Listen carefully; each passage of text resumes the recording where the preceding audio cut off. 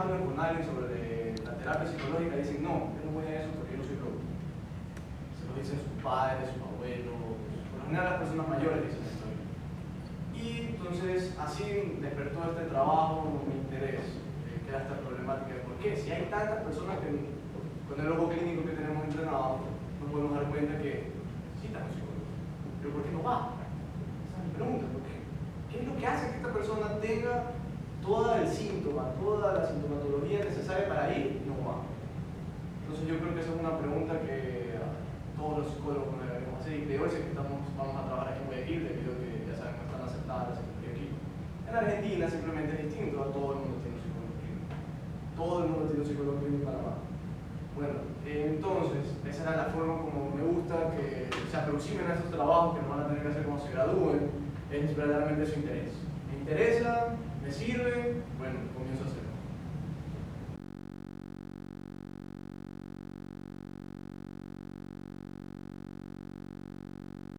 ¿Qué pasa? ¿Cómo explican el hecho de que tiene bien en el cerebro, tiene todo bien, pero no se puede mover? Ahora viene Freud, en esa época estaba la hipnosis. Entonces hacen la hipnosis, se dan cuenta en este episodio de toda esta terapia hipnótica de que ella comienza a mover brazos, comienza a contar sus experiencias, sus traumas sexuales. ¿Y qué es lo que pasa en ese momento? Efectivamente descubre Freud que wow, hay algo debajo de toda la conciencia que hace que estas personas tengan esta sintomatología.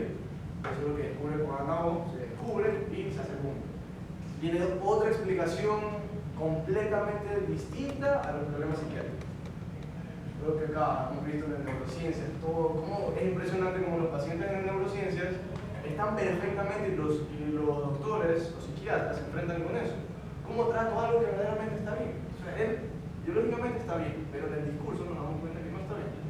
Sufre alucinaciones, sufre parálisis, algunos hasta han matado a familiares. Entonces, ¿cómo pasa esto? Sueños y 3 ensayos sobre una teoría sexual. ¿Qué hablan estos dos? La parte más importante. En el primero se habla sobre la primera tópica. En el primero se habla sobre la primera tópica. ¿Qué es la primera tópica? Es la explicación del yo, ello y superyo. Simplemente son estas instancias como estamos estructurados todos los seres humanos, que va a ser la explicación de la primera tópica, porque después viene a cambiarla. Ahora, finalmente el yo simplemente es la conciencia, es lo que estamos ahorita viendo, como podemos hablar ahora actualmente.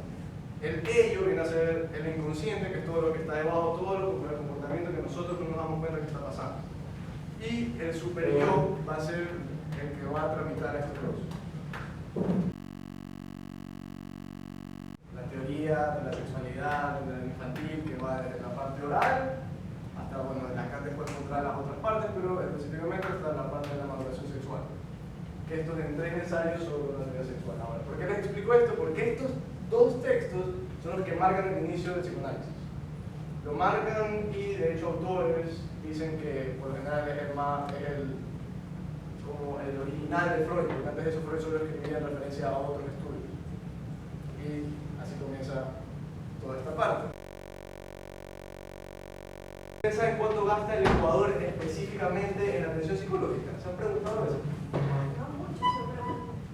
¿Cuánto tiene el porcentaje? Todo. No, toda la plata del gobierno, ¿cuánta se va a la atención psicológica?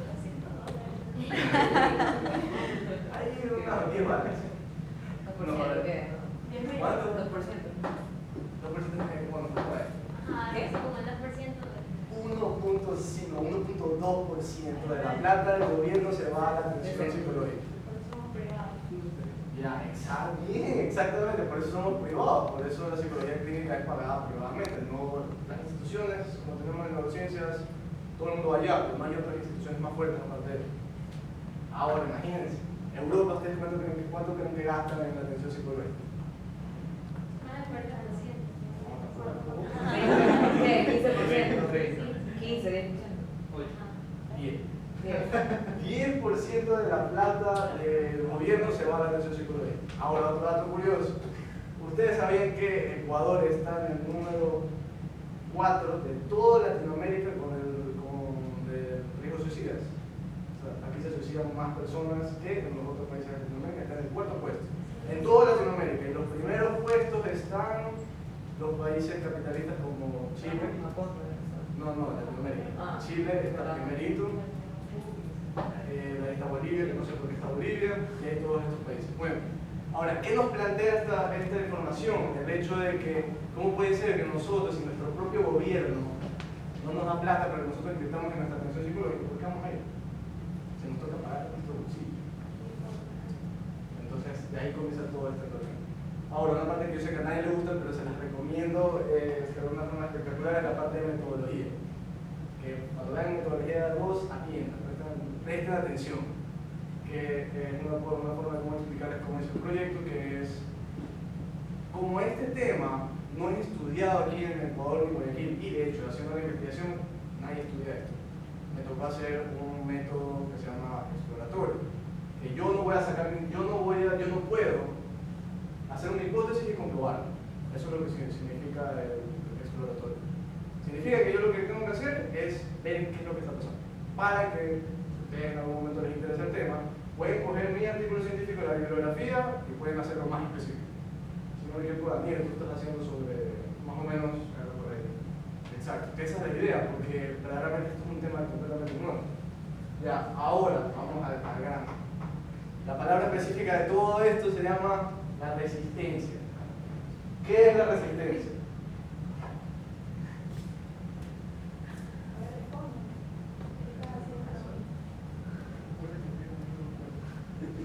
¿Qué es la resistencia? La fuerza que se tiene moviendo un cuerpo. Eso es bueno, hay ingeniero civil aquí como pero no, bueno, de hecho podemos sacar la definición de ahí. A ver, ¿qué he dicho? La fuerza que se opone al movimiento de un cuerpo. Sí. La fuerza que te opone. La fuerza. Ahora, el objeto vendremos a hacer verdaderamente nosotros. ¿Qué es la resistencia? La resistencia al tratamiento específicamente del tema es lo que hace que las personas, los futuros pacientes, podría decirse, se resistan a ir a atención psicológica. ¿Cuál ustedes creen que es la razón de esto? Excepto los que ya saben, los que ya les he comentado. Bueno, vamos a ver más o menos por dónde va. Entonces, la resistencia tiene que ver con dos términos muy importantes. Un término tiene que ver con, dos ejes primordiales. El primer eje tiene que ver con lo relacionado con lo pulsional. Ya les voy a explicar qué es la pulsión. El otro eje tiene que ver con la oposición que hace el sujeto de ir a recibir esta atención psicológica. Ya, ahora, ¿qué tiene que ver con lo pulsional y qué es lo pulsional? Principalmente. Hay un texto que escribe Freud donde explica esto maravillosamente en la psicología clínica, no se lo recomienda, es obligación que lo tienen que leer, que se llama Más allá del principio del placer. En Más allá del principio del placer, Freud expone algo importantísimo en el entendimiento del aparato psíquico para todos, y este cuadro no se lo va a enseñar nada. Entonces, en Más allá del principio del placer, Freud expone que nosotros los sujetos, una vez que nos afecta algo, que tenemos un trauma, el trauma lo que hace es que nosotros comenzamos a ejercer una fuerza dentro, intrínseca. ¿Eso qué pasa? Que digamos un trauma, pasa alguien me golpea que fuera de la universidad. Yo voy a quedar traumado por eso. Eso significa que la energía que esa persona, aparte que me agredió físicamente, también me agredió mentalmente. Entonces esa energía va a causar, digamos que este aparato psíquico va a causar que yo me comienzo a mover así. Marco, tú sabes esto, ¿qué es tu nombre? Este tipo de planos.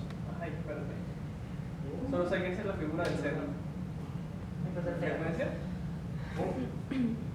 Estos que son así como los de los terremotos. Esa es frecuencia. Ya eso. Entonces, él pasa igual que un terremoto, ya que estamos. El terremoto lo que va a ocasionar el trauma, lo que va a ocasionar es que nosotros nos movamos así. Y esta es la parte en la que Freud va a hablar de la parte económica del aparato psíquico. ¿Qué va a hacer el aparato psíquico para solucionar esto? No podemos vivir así. Así no se puede vivir, es imposible. No, de hecho, seríamos todos psicóticos si viviríamos así. ¿Qué creamos? Creamos una forma de defendernos de este trauma que ocasionó esto de aquí. ¿Cómo logramos eso? Imagínense que nosotros aquí este es el sujeto, eso es lo que nos pasa, y acá está menos y acá está más. Hay veces que los traumas no pueden ir a menos. Ahí vienen los síntomas de depresión, los síntomas de apatías, etc.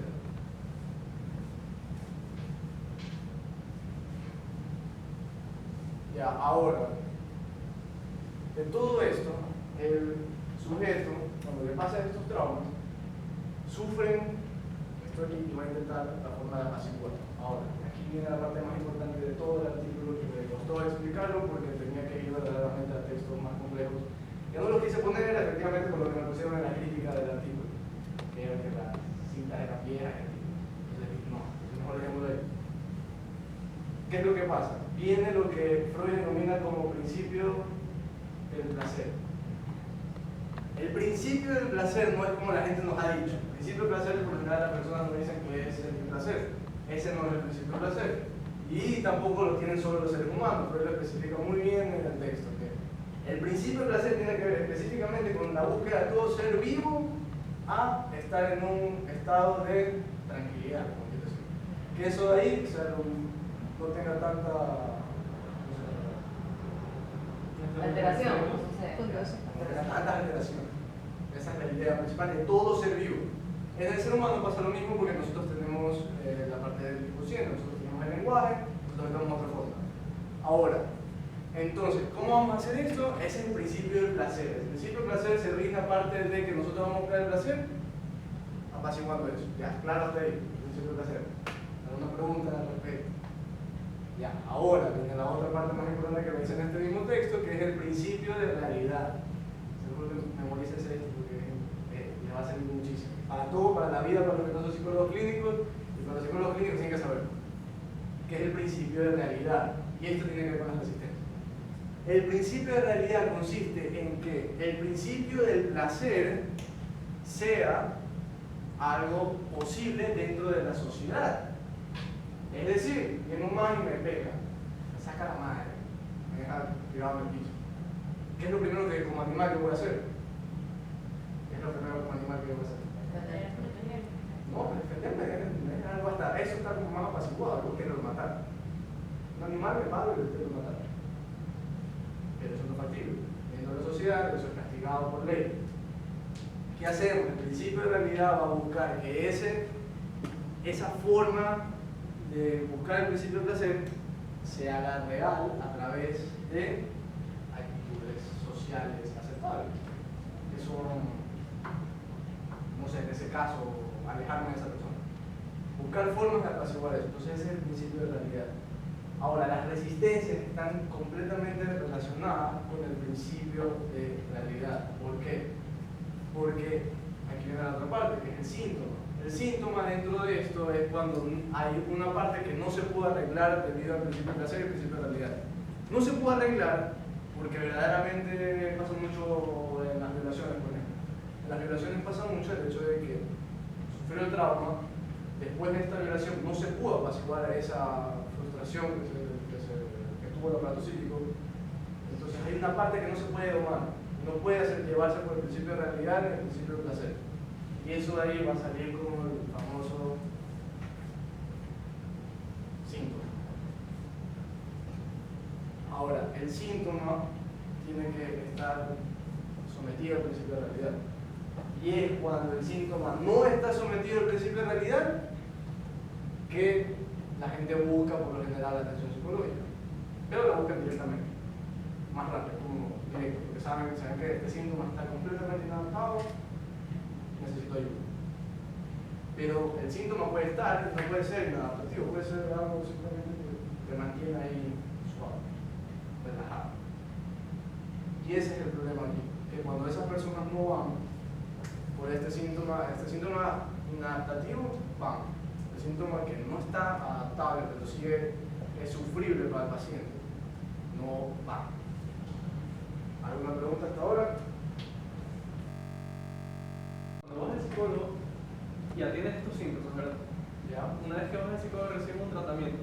Eso tranquiliza el síntoma, lo elimina en tal punto Pero, ¿y el trauma sigue o se alivia o qué pasa? El trauma, Yo por ejemplo, sacar el síntoma, o sea, ya no se me nota o ya no me afecta, pero yo sigo como que algo me puede volver a ¿cómo se va a despertar esto de ese miedo, por ejemplo? claro, lo que pasa verdaderamente es que cuando pasa este trauma, cuando el trauma es afectado no se puede cambiar. El trauma ya fue hecho y no se puede cambiar el trauma, ya se sufrió. Lo que sí se puede hacer es llevar que el síntoma se vuelva adaptable. Y después de que se vuelve adaptable, se termina transformando en algo más vivible. Que en la teoría lacaniana, que es más compleja y una de las razones por las cuales no lo escribí, se denomina que comienzas a tener una mejor relación con tu voz. Eso no lo voy a decir más. Pero verdaderamente lo que se hace es que el síntoma se vuelve adaptable, lo puedes manejar. ¿Cómo se hace eso? A través de otra de las técnicas que Freud habló, que es lo que se hace verdaderamente en el tratamiento psicoanalítico, que es la asociación libre. La asociación libre es tú sentarte, hablas. Hablas y hablas y hablas. Y ese, aunque no lo crean, pero yo lo sé en teoría, pero yo creo que para las personas por general es difícil entender esto, pero hablar del trauma te ayuda a apaciguarlo. ¿Por qué? Voy a dar la explicación teórica lo más rápido posible. La explicación teórica es porque has visto una película, tú has visto miles de películas. Neon Genesis Evangelion. ¿Ya? ¿Cuántas veces no la hemos visto? No la hemos visto unas 3, 4. ya. La primera vez que te lo viste, quedaste impactado ese que te dejó del. No puedes ni actuar. La segunda vez que lo viste, ya es como que wow, ya no quieres estar impactado como la primera. La tercera vez que lo ves, es chévere. La cuarta vez que lo ves, ya. A la quinta ya estás como que. Lo mismo pasa con el trauma.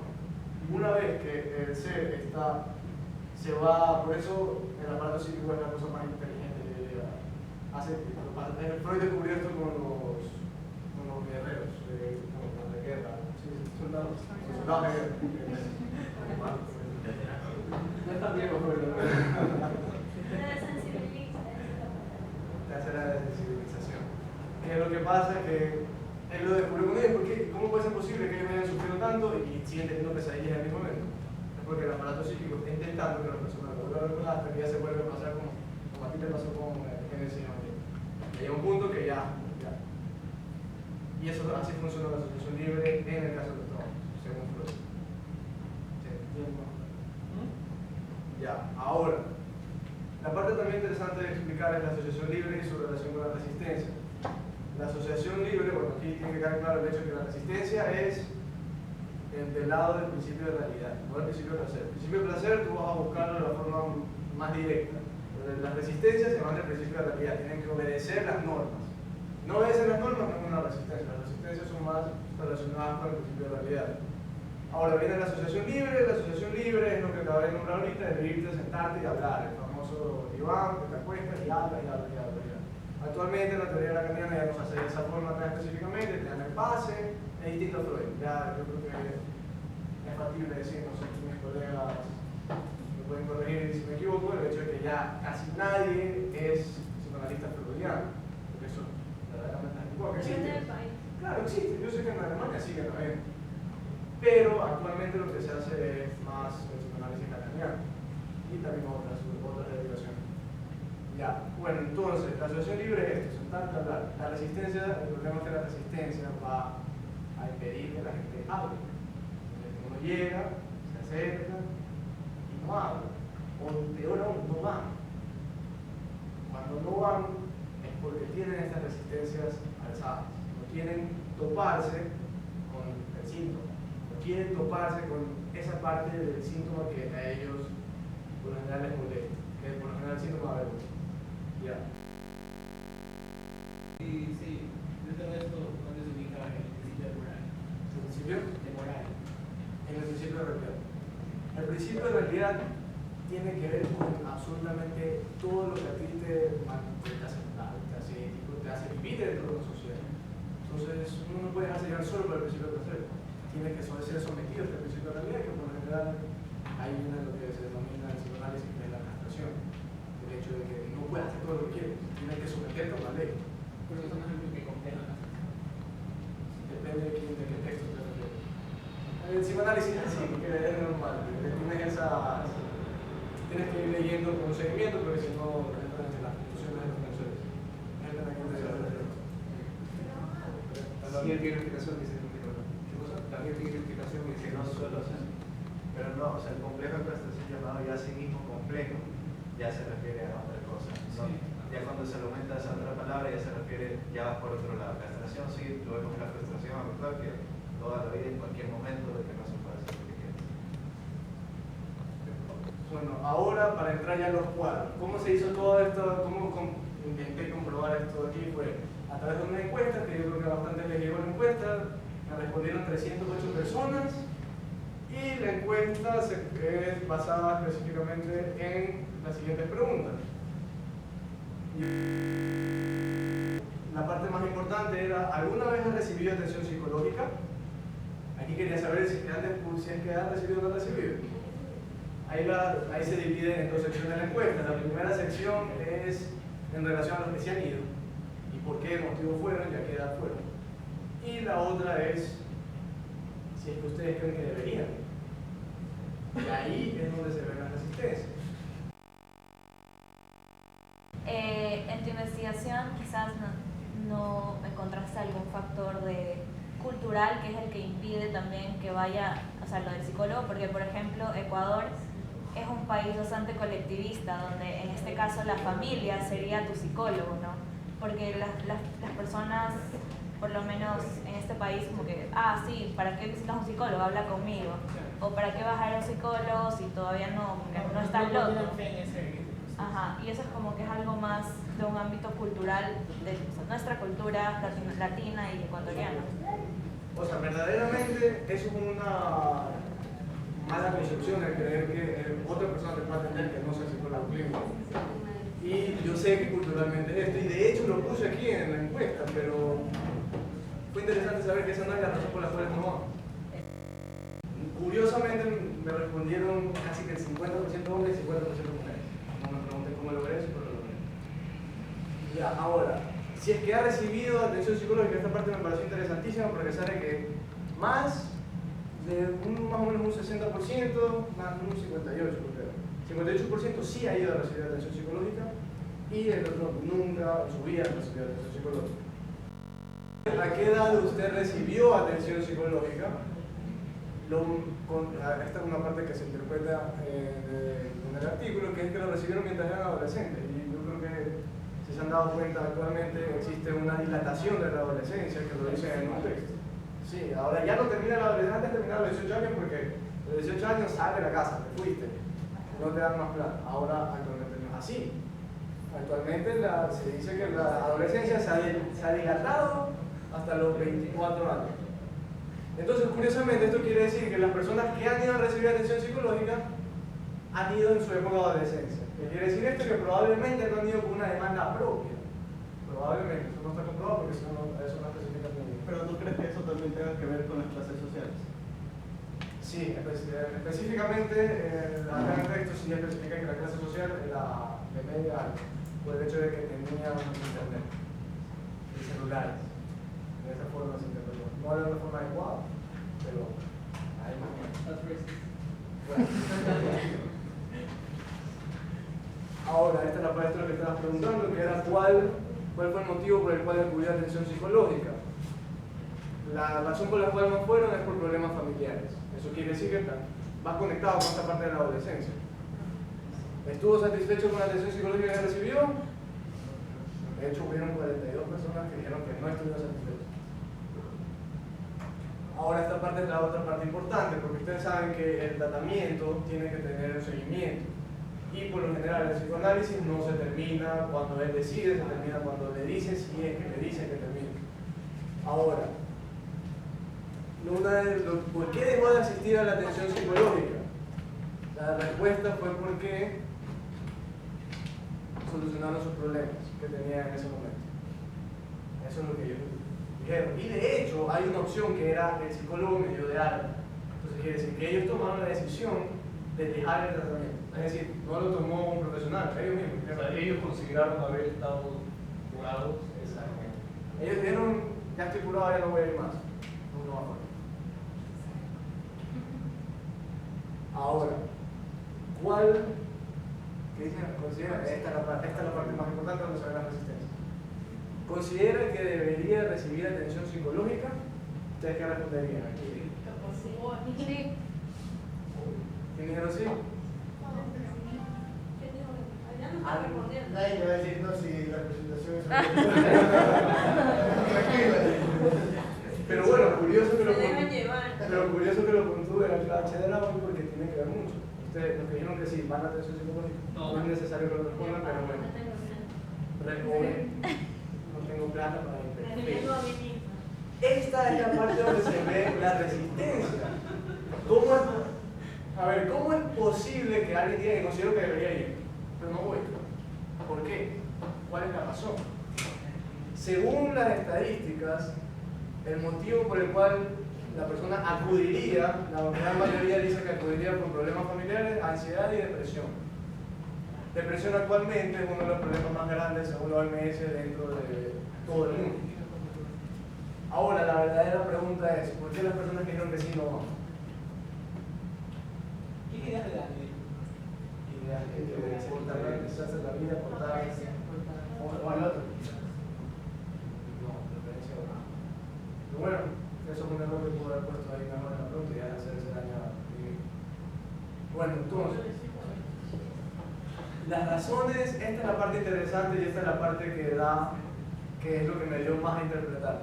¿Por qué existe un porcentaje que dijeron que sí deberían ir, pero no van? Esto no está aquí, así que es que no, eso está ahí, en esa parte. Y no lo uso más. Ya entonces, de este porcentaje que está aquí, de todos, la mayoría dijeron, no se ve aquí, pero ahí viene cuál es la razón por la cual nadie va. ¿Bien? Las opciones son,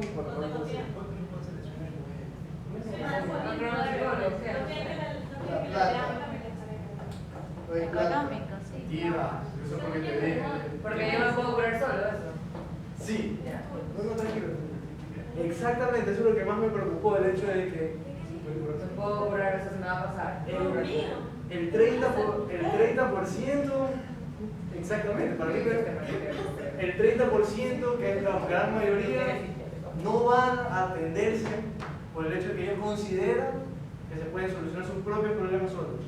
Es decir, problemas de ansiedad, que es uno de los más que tuvo más puntuación, problemas familiares y problemas de depresión, ellos no pueden solucionar solos. Dígame cómo es eso posible. ¿Cómo yo me trato la depresión? ¿Cómo es posible que yo pueda considerar que no necesito recibir atención psicológica e ir? Mucha gente que recurre a otro tipo de ayuda como una relación religiosa o busca la droga. Sí, verdad. Como que busca algo más partido para ellos. Exactamente, y eso te va a apuntar algo increíble. Pero hay una correlación que creo que la clave está por el se me va a pasar, porque eso funciona de cierta manera. Se me va a pasar, pasa el tiempo, se me olvida el problema, me tranquilizo, bla, bla, bla. Pero si pasa que el trauma o lo que sea que te haya pasado sí sigue resurgiendo. Eso se ve fácilmente, creo que en las relaciones amorosas. Amoriosas. No, pero en las relaciones amorosas, las primeras relaciones te van a indicar cómo te relacionas con un hombre, mujer, lo que quieras. Y de acuerdo a ese fallo, generalmente la mayoría fallan, de cierta manera te predestinan a cómo vas a esperar a la siguiente. Por ejemplo, el daño que te hicieron en la primera, tú no es que vas a estar reviviendo el daño año tras año, pero vas a tener cuidado. Por ejemplo, si te fueron infiel, o estar pilas a que no me sea infiel la siguiente. Y vas a tener una preocupación extra por ese motivo. Y eso ya es lo que podríamos calificar de síntoma, de algo que sigue ahí y no se ha tratado, pero se pasó. Se le pasó. También caben las concepciones socioculturales de lo que es la psicología y el psicólogo como tal. La desvalorización que hay como psicólogo, la falta de concepción y entendimiento de lo que es un psicólogo. Según esta estadística, yo también pensé lo mismo, pero según esta estadística, en la gente que hizo, las 308 personas específicamente, que obviamente no es algo. Todas sabían quién es un psicólogo y qué hace. Todas sabían, y hay opciones que decían en referencia de que no considero que el psicólogo sirva. Pero no ponían eso. La razón por la cual era porque Y en una gran mayoría es porque creen que pueden ser capaces de solucionar sus problemas. Ahora, esto yo no quedé satisfecho con esto cuando vi esto porque no tenía mucho sentido solo analizar eso, porque de hecho me puse a ver encuesta por encuesta por encuesta por encuesta, por lo que Melissa me vio mientras sufría eso de editar encuesta por encuesta por encuesta. Que era que bueno, está bien, creo que era un 80% de las personas que pusieron, esas 108 personas, habían dicho que no consideran ir a un psicólogo clínico. Está perfecto. O sea, si no consideras que deberías ir a un psicólogo clínico, no vas porque eres capaz de solucionar tu problema. Está bien, ahí no se ve ninguna relación con las resistencias a la atención psicológica. El problema está en las personas que dijeron, el 50% que dijo que sí quieren ir, que sí deberían ir, como que tienen problemas de corazón, decían no voy a ir al cardiólogo. Ese es el problema. No es como una mentalidad de ser conscientes de la salud mental, como que la gente no lo toma en serio. Ah, no, lo toman muy en serio, pero la resistencia es la que no te permite ir. Ay, es que no tengo tiempo, es que no me alcanza la plata, es que. Ya, ahora, ¿Qué te preocupa más? ¿La persona que dicen que sí quieren ir y no van o la persona que dicen que no van y no van? O sea, que dicen que no es necesaria y no van. Mi respuesta sería que la resistencia con las personas que dicen que no van, porque no, que no consideran que deberían ir, es porque su resistencia es muy fuerte. Es muy fuerte que está bien, hay que... Ni siquiera acepta su realidad de que tienen que ir. Claro, hay que respetar eso. No podía ser posible que las personas no van simplemente por el hecho de que son capaces. Ya, eso ya lo sabía desde antes de hacer el paper. ¿Para qué? Ahora, lo que me interesó fue cuando hice el análisis de estas personas. Cuando hice el análisis de estas personas, me dio la respuesta que estaba buscando. Porque si dicen que sí, porque no van, entonces ahí se da la resistencia. En un gran porcentaje, creo que era, si no me equivoco, era como el 80%. De las personas que dijeron que sí, no van por lo que acabaste de decir. Más de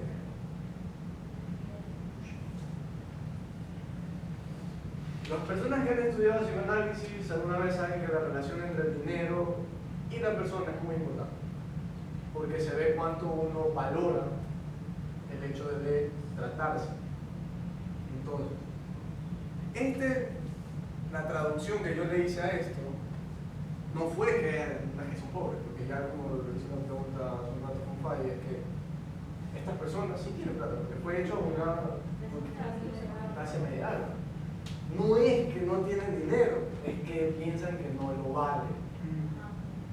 ¿Por qué piensan que no lo vale? Y esta es la parte más interesante de todo lo que dice. Es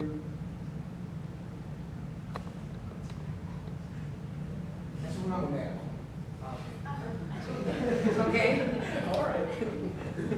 Esta fue la conclusión a la que llegué para explicar la relación del síntoma con la resistencia, que esta es la parte más importante de todo, que créanme que yo estaba insatisfecho con todo lo que tenía que entregar el trabajo en menos de una semana y no quería poner eso porque me parecía horrible. Entonces me tocó ver encuesta por encuesta de los que dijeron que sí, que eran los que me importaban. Ahora, ¿qué tiene que ver esto? El síntoma tiene una parte que te da goce. ¿Qué es el goce? El goce es una moneda. Lucía me encanta decir así, que a mí me parece espectacular. El goce tiene una parte buena, que te hace sentir satisfacción, y otra que te hace sentir insatisfacción. El goce es como una moneda, tiene dos caras. El síntoma viene de esa parte del goce. El síntoma te logra, como lo dije en otra explicación, adaptarte. Entonces, tú prefieres que no te toquen ese síntoma, que te lo dejen ahí, porque te está dando algo bueno, te está dando, que es ese goce, te está logrando llegar a esa satisfacción. Y esa es la relación, pero a la vez, esa satisfacción te da displacer. Se lo digo en un ejemplo clarito que me puso alguien en una encuesta que yo me cagué de la risa cuando él dijo: no voy, no, sí me interesaría ir, y después puso, pero no voy porque quiero seguir drogando. ¿Quieres seguir qué? Drogando.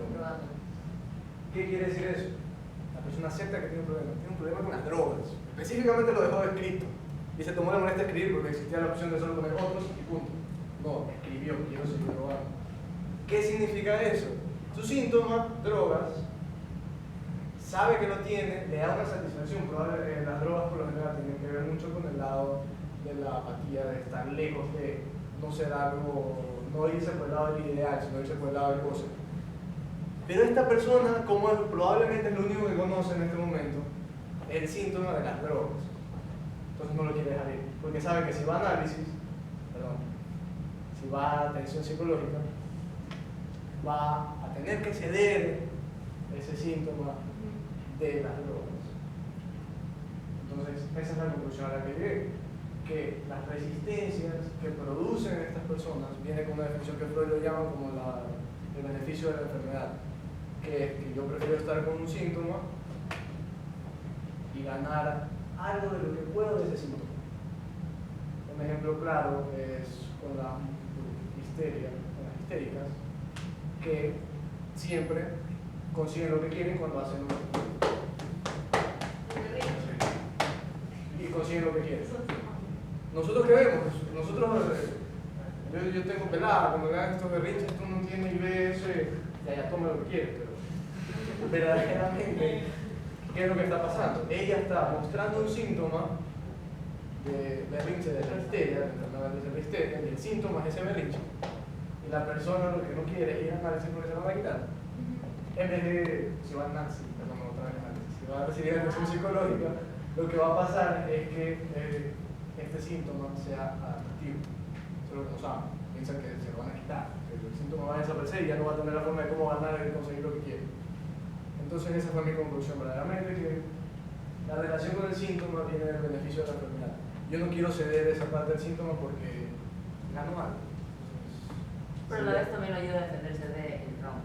Claro. O sea, a la vez de ganar un tipo de satisfacción, igual le está ayudando a defenderse. Si se lo quitas, le demora. Pero el problema es que el síntoma no sigue el principio de la vida, no está. Claro. Y esto ya más va de la teoría lacaniana, que ya es más compleja, que una de las razones por las cuales no la explicáis es porque si la ponía, me iba a ir de largo, iba a ser un... Entonces, para recapitular, finalmente la respuesta es que las personas en Guayaquil, las 308 personas que yo encuesté, no van a recibir atención psicológica porque no quieren perder la ganancia del síntoma. Todos son psicólogos, futuros psicólogos, o sea, ¿qué piensan después de esto? ¿Qué piensan como estudiantes y como futuros psicólogos hacer para que la gente vaya? Porque ustedes no son los que tienen que dirigir la presentación, es al resto de las facultades, no tienen ni idea sobre esto. Yo diría que no. Entonces, ¿tienen idea de qué hacer o me entiendes? O sea, ¿tienen algún plan ustedes como futuros psicólogos o no? Y es una pregunta para todos ustedes. Para que vayan a terapia. Mira, yo creo, aparte de lo que dijo José, yo creo que es algo. A ver, mi experiencia personal, lo que he escuchado de gente mayor, no tanto nuestra generación, es eso. ¿Para qué vayan al psicólogo? ¿Y qué te pasa? Pasa el tiempo cura. Ya, o sea, ¿para qué vas a ir? Habla con una amiga, habla algo. O sea, yo creo que es un poco más el cambio de época, digamos, que vamos a tener ahora, porque creo que ya nuestras generaciones ya concientizan un poco más sobre los problemas psicológicos que las anteriores. En mi opinión no ha cambiado nada. Para mí sí. De lo que yo he podido ver, al menos en nuestra generación, con respecto a la anterior. Ahora, ¿qué podemos hacer nosotros? Bueno, no sé, ahorita con la globalización y toda la vaina, la información se expande un poco más, digamos. Entonces ya la gente llega a conocer ciertos temas que antes no sabía, yo prefiero investigar por su cuenta, como la psicología, etc. Ya. Eso es una parte. Y como estamos rodeados de gente que tiene el mismo pensamiento ahora en la generación, posiblemente la gente comience a ir al psicólogo porque, bueno, ahora yo voy al psicólogo, me hizo bien, yo veo que mi amigo fue y le hizo bien, no está mal, voy a ir yo. Nuestra generación. Pero los viejos, o sea, la gente mayor te dice otras cosas. Entonces ese cambio, digamos, de ellos.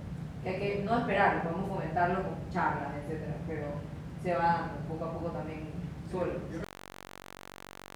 Entonces, en realidad lo que falta es gente que se mueva a impulsar a las demás personas a ir al psicólogo. O sea, lo que falta es eso, motivación. Pero como te decía, la psicología no es una disciplina que debe ser marketeada, porque se pierde su sentido primordial. Más o menos como decía Melissa, que acude, como ha hecho la investigación José, que acude a terapia psicológica es porque se renuncia a esa resistencia y acude a terapia psicológica. Yo no puedo obligar a alguien o decirle, venga papito, vamos a terapia psicológica porque no es más o menos como funciona. No, pero puedes dar la iniciativa para Claro, que ese estigma por eso, social vaya a cambiar. claro, ahí venía la Eso sí, segunda el parte que te estigma iba a sí. decir. Por ejemplo, este club de psicología es parte de lo que de un movimiento para hacer conocer lo que es la psicología. Y como tú decías, tenemos blog, tenemos páginas en pocas partes. Hay movimientos fuertes por todas partes en los cuales se está dando publicación de lo que hace el trabajo psicológico actualmente, tanto como disciplina como los que apoyan la psicología como ciencia. También se está dando un movimiento muy fuerte por la extrema ramificación que existe en el área psicológica, porque hay muchos campos y muchas ramas en diferentes partes de ópticas muy distintas. Entonces, esa es una de las ventajas de la que tiene la psicología, que tiene tanta ramificación que puede aplicarse y adaptarse al deseo o a lo que está buscando la persona que quiere ser atendida. Y más que nada, creo que parte, como tú decías, el desconocimiento de lo que es la psicología como tal y lo que hace el profesional. Y yo acotaba, lo decía antes a José, que igual si yo, tal vez tu encuesta dio un resultado de que prefieren curarse ellos mismos, pero eso entra también parte dentro de la concepción sociocultural de lo que es el psicólogo y lo que es la terapia psicológica. Como decía Melissa, muchos dicen como que te curas solito, otros, yo he escuchado como que no, para eso para el sacerdote, que es lo mismo, o he escuchado para pagarle a alguien que me escuche, mejor no es mi mejor amigo, me tomo una cerveza, que es la misma vaina. He escuchado, mi papá me dice todo el tiempo que estudia psicología porque está loco y tiene cosas que resolver. El psicólogo no es para el loco, el psicólogo siempre tengo la filosofía de que el psicólogo no es para atender la locura específicamente, es un tratamiento preventivo de la salud mental. Es como el pana que se da una vez al año hacer un chequeo general y ver cómo está yo qué sé, colesterol, yo qué sé qué más se ve. Entonces, es ese tratamiento ese movimiento que se va. Y es la pregunta de qué es lo que sí nosotros aprendemos como psicólogos clínicos, que no tiene que ver con el marketing, Pero no es el estigma social. es hacer que esas resistencias puedan ser levantadas de una forma adecuada para que la persona atienda. ¿Cómo se hace eso? Les puedo decir cómo hacen los psicoanalistas, simplemente lo hacen transmitiendo por el marketing de la palabra. De uno a uno. Tú no ves la pancarta, venga, atiende. Claro. Tú ves Justo a eso me refiero. Los estudiantes Que tienen la- una importancia en el marketing, como hacía Pedro y lo que dice Estefan. Es que hay diferentes objetivos en la psicología.